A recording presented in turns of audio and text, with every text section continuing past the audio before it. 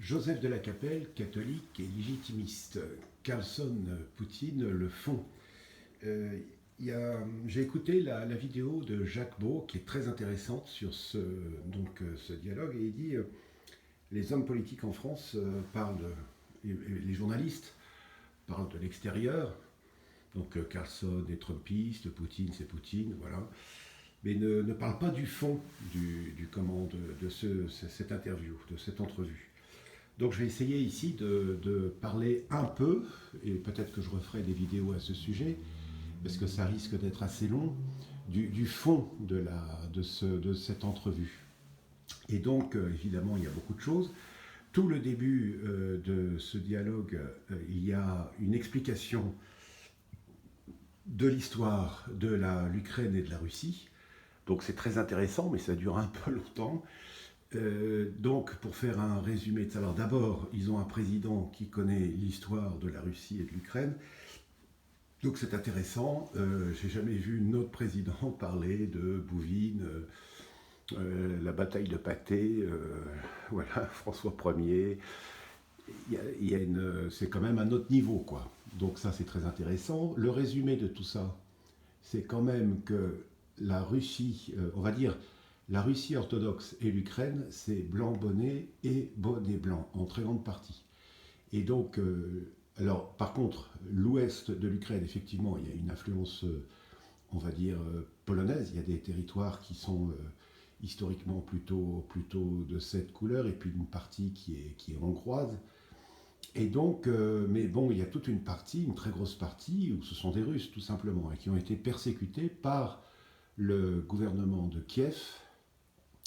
Donc il a parlé aussi évidemment de la dénazification, en disant que lorsqu'ils ont essayé, les Ukrainiens, de trouver des gens qui étaient les grandes figures de l'Ukraine, ils ont pris des gens qui ont collaboré avec les nazis contre les Russes pour une Ukraine indépendante. Donc c'est un peu gênant.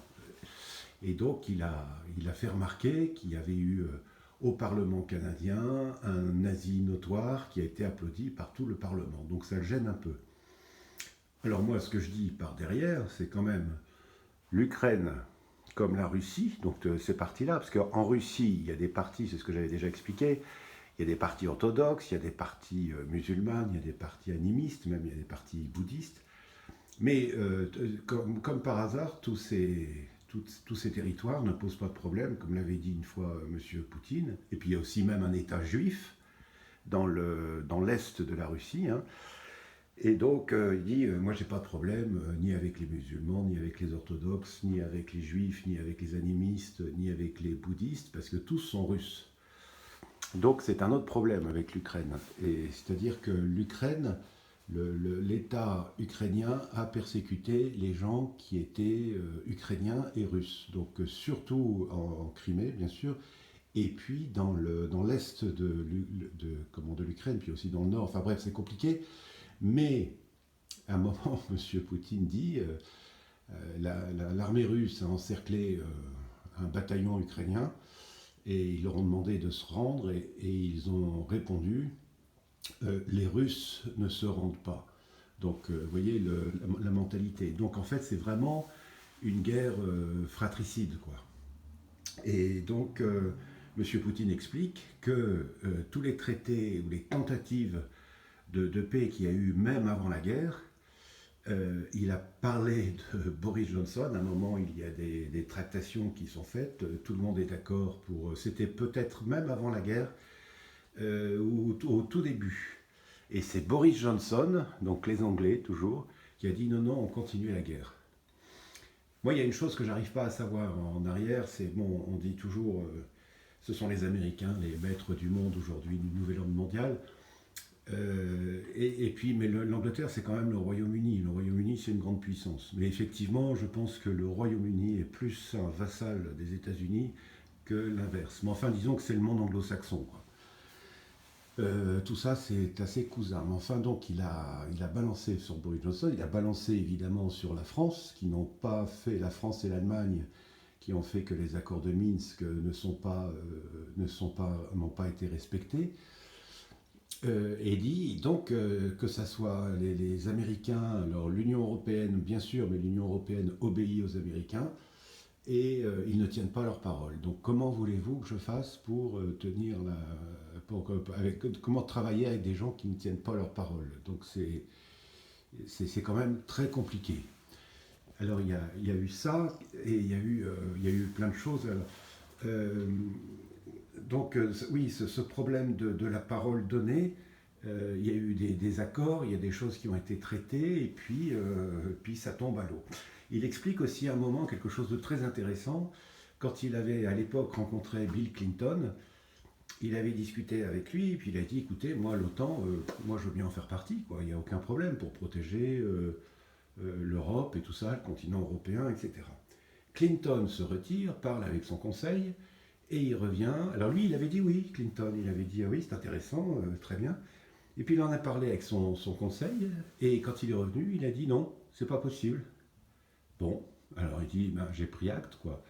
Donc j'ai fait en conséquence, c'est-à-dire je me suis dit bon, l'OTAN est du côté des pays européens et de l'Amérique, et moi je suis tout seul, donc ben, je me réarme et puis je fais ce qu'il faut pour me protéger, parce que et il y a toujours ce fond, la Russie.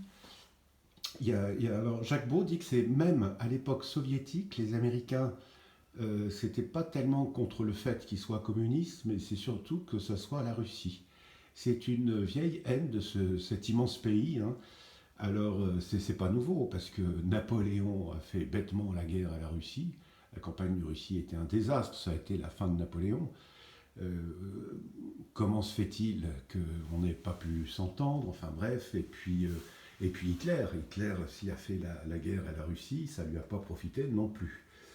Donc voilà, alors qu'au départ, il y avait le pacte germano-soviétique, et à un moment, quand même, il faut faire la guerre à la Russie. Alors M. Carlson lui dit, mais alors, est-ce que vous avez l'intention d'attaquer l'Europe? Alors Poutine le regarde et dit, mais quel est l'intérêt, quoi? Quel est l'intérêt? Alors il dit, mais par exemple, si la Pologne, est-ce que vous pourriez être en guerre avec la Pologne? Bah, il dit, si la Pologne attaque la Russie, oui, mais c'est le seul cas, c'est simplement ça. Enfin bref, donc beaucoup de pragmatisme du côté de M. Poutine, c'est sa version des faits, mais je pense qu'on peut beaucoup vérifier, on avait déjà beaucoup vérifié avant, il y a beaucoup de choses qui sont vraies dans ce sens-là. Donc c'est effectivement très intéressant. Il y a encore beaucoup d'autres aspects. Là, je vous ai donné les grandes lignes. Donc ça a duré quand même 2 heures, donc c'était assez long. Ils n'ont pas parlé du Moyen-Orient, ils n'ont pas parlé non plus de l'influence de la Chine et de la Russie en Afrique. Il y a aussi un aspect très intéressant, c'est Jacques Beau qui relève ça. Il dit les Américains, la différence, une des différences entre Biden et Trump, pour lui, son ennemi, c'est la Chine, alors que la Russie, c'est vraiment secondaire. Alors que pour Biden, la Russie, c'est un ennemi. C'est-à-dire c'est ça qui est très désagréable en Amérique, contrairement aux Russes, c'est qu'il faut toujours un ennemi. Pourquoi l'Amérique est ennemie avec la Chine, quoi? Si on part sur des bases économiques, si on respecte un certain nombre de territoires, je sais qu'il y a des problèmes en mer de Chine, etc. Enfin bon, mais enfin, Hawaï est toujours américain, enfin voilà, il n'y a quand même pas de choses extraordinaires. La Chine ne paraît pas, elle est expansionniste au niveau de l'industrie, au niveau de l'économie, la route de la soie, tout ça, mais au niveau territorial, bon, il y a le problème de Taïwan, on est d'accord, mais c'est marrant, les États-Unis, il leur faut toujours un ennemi, quoi. Alors que la Russie, là, bon, ils ont des problèmes avec l'Union européenne qui est dans la main des Américains, enfin de l'État profond américain. Et donc voilà où on en est. C'est très curieux. Et la Russie dit non, faire envahir l'Europe, non, ça servirait à quoi? Ça servirait à quoi? Donc voilà, très intéressant. Moi, j'ai bu du petit lait pendant 2 heures. La première partie est complexe, la partie historique, c'est très complexe, il y a eu des influences diverses et variées, etc. Enfin bref. Mais enfin, la vérité, c'est que l'Ukraine et la Russie orthodoxe, c'est blanc bonnet et bonnet blanc, quoi. C'est comme si, je ne sais pas, Monsieur Coty, dans un soir de beuverie, avait dit à l'Anjou que l'Anjou était indépendante, et puis au bout d'un moment, le gouvernement de l'Anjou aurait persécuté les Français qui habitaient en Anjou, quoi. Donc à un moment, on aurait réagi. C'est à peu près, j'exagère un peu, mais c'est à peu près ça, quoi. Et donc, c'est le même peuple, c'est très curieux. C'est-à-dire que, moi, ce que je dis au niveau spirituel, qu'est-ce qui unit la Russie orthodoxe et l'Ukraine, avec ses parties un peu d'influence polonaise, hein, et puis de l'Autriche-Hongrie, donc plutôt l'influence hongroise, c'est le Christ et la Russie orthodoxe, et l'Ukraine orthodoxe. Pourquoi avoir fait un patriarcat indépendant? Enfin, c'est complètement idiot. Et donc, c'est pas les nazis. Donc, le sens de la dénazification, c'est dans ce sens-là. Donc, l'unité de la Russie orthodoxe, on va dire, et puis de toute l'Ukraine, c'est le Christ, qu'il soit catholique ou orthodoxe. Voilà, voilà moi, les grandes choses qui me sont apparues.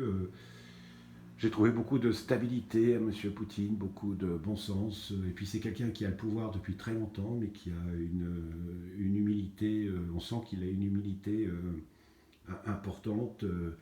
C'est tout le monde le. C'est-à-dire que la Russie, profondément, est tsariste. C'est-à-dire qu'il y a eu les tsars, après il y a eu Lénine, après il y a eu Staline. Il y a toujours eu un pouvoir fort. Et puis maintenant, c'est M. Poutine. Donc, il est. Enfin, moi c'est quelqu'un que je trouve très étonnant parce qu'on a l'impression que le pouvoir ne le grise pas. Il reste tout à fait les pieds sur terre et il pose les choses. Il est resté un agent secret. Et donc il fait une mission, il est chef de la Russie, il fait une mission et il doit agir pour le bien de son pays. Ben, ils ont de la chance, nous on n'a pas ça, hein. On a des gens qui s'en foutent plein les fouilles et qui n'en ont rien à faire des intérêts des Français. Donc c'est quand même très différent.